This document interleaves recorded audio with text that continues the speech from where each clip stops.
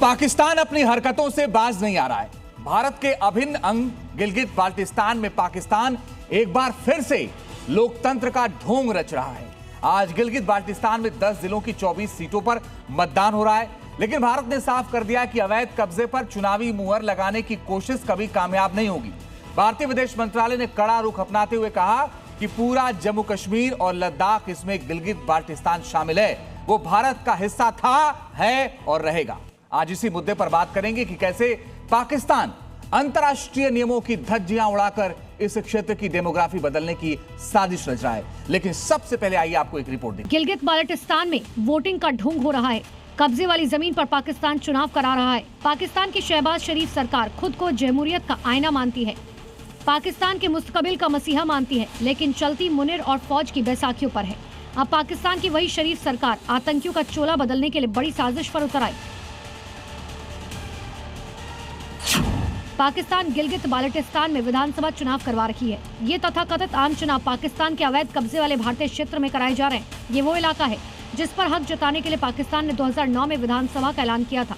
लेकिन आपको जानकर हैरानी होगी कि पीओके में पाकिस्तान की साजिश आतंक के चेहरों को राजनीति का चोला ओढ़ाने की है।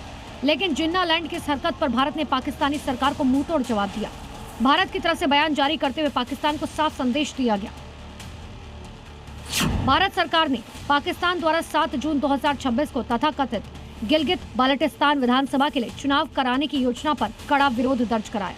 ये चुनाव उन भारतीय क्षेत्रों में कराए जा रहे हैं जिन पर पाकिस्तान ने अवैध और जबरन कब्जा कर रखा है।